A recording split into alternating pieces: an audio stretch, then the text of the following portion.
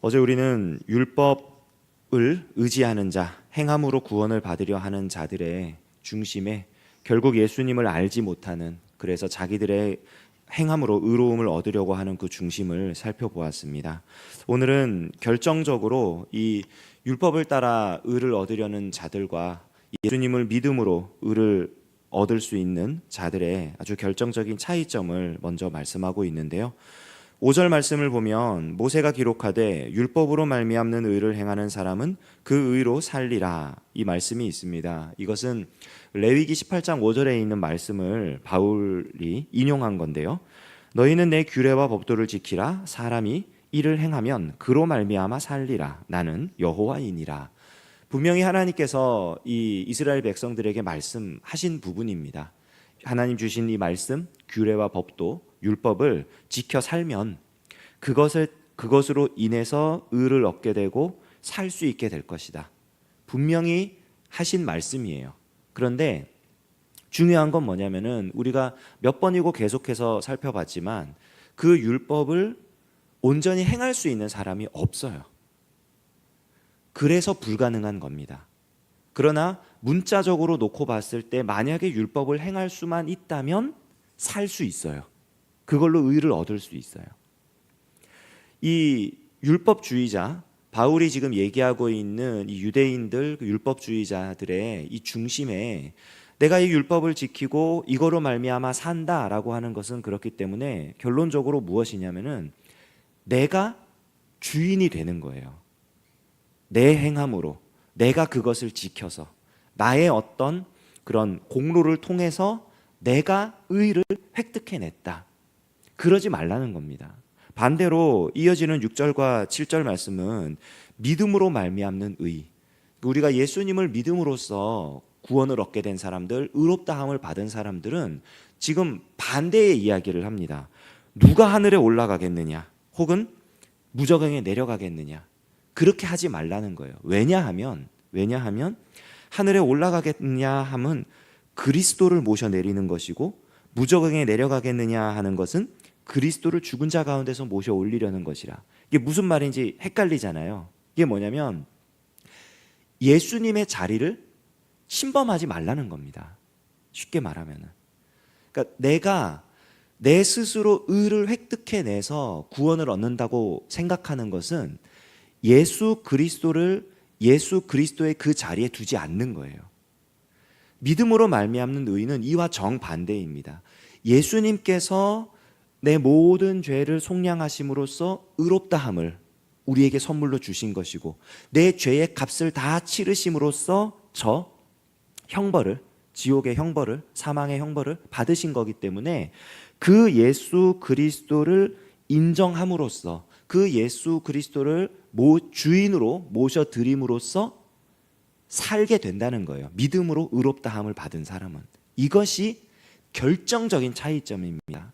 이 9장 전체에 걸쳐서 바울이 계속 얘기했던 하나님의 주권, 하나님이 하신다라고 하는 이 주권 사상이 이 예수님을 믿는, 믿음으로 말미암아 의롭다함을 받은 사람에게 와서는 어디까지 적용이 되는 거냐면은 그들의 인생의 주인이, 이제 내가 살아가는 이 삶의 주인이 바로 하나님이신 거예요. 예수 그리스도신 겁니다.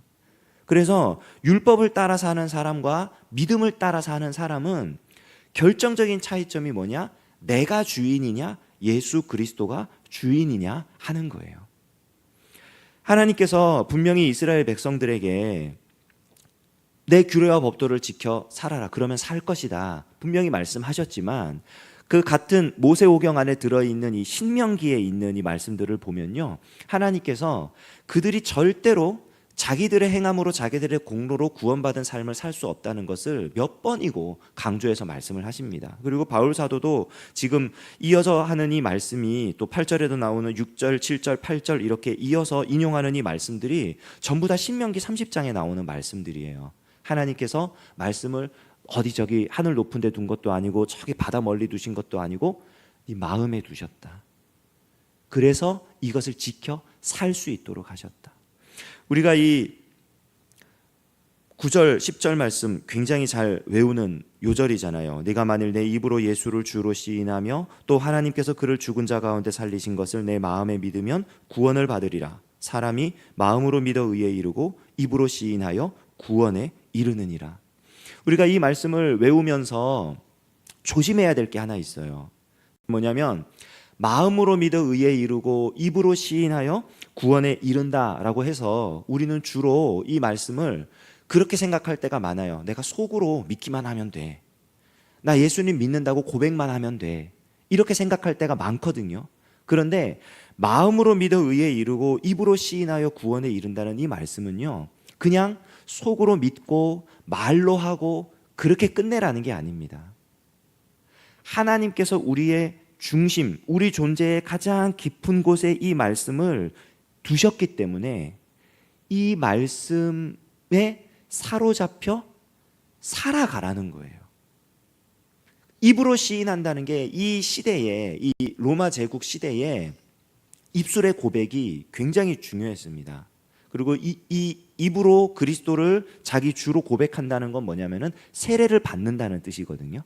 자기 회심했다는, 개종을 했다는, 그러니까 이방 종교로부터 예수님을 믿는 사람으로 개종을 했다는 뜻인데, 이 개종의 그 페널티, 벌칙이 굉장히 강했어요. 지금도 그 뭐 이슬람교가 득세한 나라라든지 아니면 이슬람교가 아니라 할지라도 자기 전통 종교가 강한 그런 나라들에 가게 되면 그 현지인들 가운데 예수님을 믿는다라고 고백을 하고 세례를 받고 이런 사람들이 굉장히 많은 불이익을 당하는 것을 우리가 볼 수 있습니다. 그 지역 공동체로부터 따돌림을 당한다든지 경제 활동에 참여하지 못하게 된다든지 아예 뭐 족보에서 호적에서 이름을 파버린다든지 하는 일들이 실제로도 지금도 일어나고 있고요. 이 시대에는 더할 나위 없이 유대인 사회로부터도 소외당할 수밖에 없었고 로마 제국의 그 사회로부터도 소외당할 수밖에 없는, 그러니까 완전히 외톨이가 되는 삶을, 그리고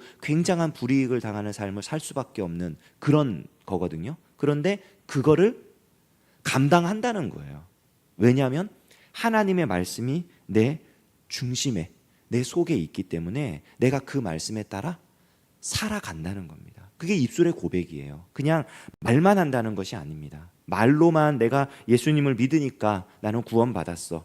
내가 속으로, 이 마음으로 번역된 이 단어들이 성경에 쓰일 때는 언제나 뭐냐면요, 우리 존재의 가장 깊은 곳에 있는 그 뭐라 그럴까요? 근원, 중심, 그것을 가리킬 때 쓰이거든요. 그러니까 내가 속으로 믿는다는 게 남들에게 티내지 않고 그냥 속으로만 믿는다는 뜻이 아니에요. 내 모든 존재를 걸고 내 믿음의 대상을 예수님께 둔다는 것입니다. 그리고 그분이 내 주인이시기 때문에 내가 그분을 위해 살아간다라고 하는 것이 마음으로 믿는다는 거예요. 마음으로 믿고 입술로 고백하고.